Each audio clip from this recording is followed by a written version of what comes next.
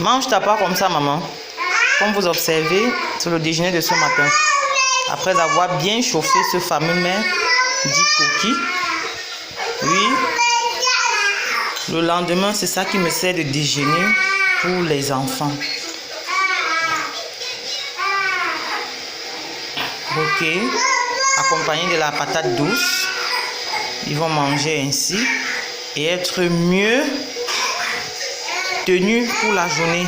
Oui, jusqu'à une certaine heure. Oui. Je sais que c'est au plus tard à 13 h qu'ils vont recommencer à me déranger, à me réclamer de quoi manger. Oui.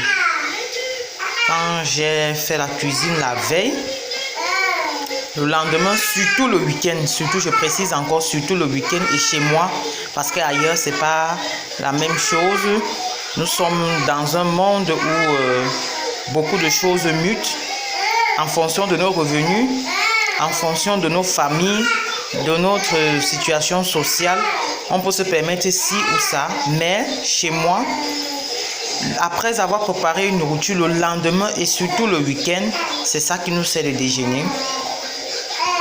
Et au cours de la semaine, oui, si mon homme avec du pain, oui, mais comme il le fait très souvent, parce que chez nous, le matin, le déjeuner, c'est quoi? Quand c'est un peu moderne, un peu classe, c'est du pain avec du lait pour les enfants, le lait Nido, accompagné du matinal ou de l'Ovaltine. Oui, je leur fais comme ça très souvent le matin, en semaine. Mais le week-end, parce qu'en semaine, vous savez, il n'y a pas souvent assez de temps et d'autres vont à l'école. Mais le week-end, je prends le soin de leur donner à manger. En semaine, vous voyez, les enfants sont pressés, ils partent à l'école. Pour moi, pour ma part, et trop de farine, c'est-à-dire spaghettis, des choses qui ont trop de sel, trop de sucre. Vraiment, à un moment donné, il faut un peu mettre une pause, une vraie pause. Oui, et cette pause-là, je la fais régulièrement le week-end, le samedi et le dimanche. Oui, on ne consomme pas trop de sucreries, on mange un peu moins salé, un peu moins huilé. Oui, c'est comme ça. Vous savez, dans d'autres pays, dans d'autres régions à travers l'Afrique, le monde, et même aussi dans mon pays, dans ma contrée, d'aucuns, ils ont des frigos bien fournis, c'est du pain, c'est tout ce que l'on peut avoir à sa disposition, vraiment, nous c'est le déjeuner. Parce que dans l'arrière-pays, dans les villages, on ne connaît pas trop le pain.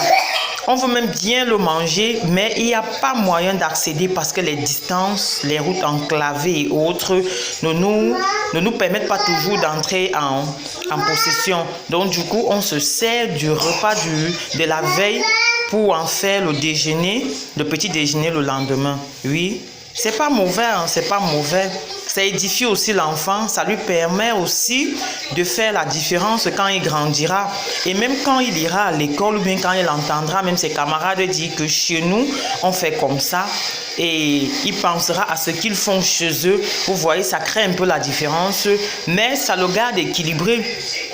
Vu que les miens, ils sont à califourchon entre un déjeuner moderne, complet et le reste du repas le week-end. Donc du coup, ils ne sont pas, ça ne les affecte pas. Même si tu leur dis, toi camarade ou voisin, que non, chez nous, on mange comme ça, on fait comme ça au petit déjeuner, eux, ils ne peuvent pas être très affectés parce que de temps à autre, je leur fais aussi ce plaisir.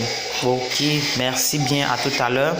Je vous dis encore merci de vous abonner très nombreux, d'agrandir cette famille pour que nos échanges soient vraiment, vraiment très poignants et réguliers et riches, surtout riches. Oui, n'hésitez pas de cliquer sur la cloche de notification pour en savoir plus, pour partager davantage. Oui, on ne connaît jamais assez. Oui, je vous fais part de ce qui se passe chez moi, chez nous.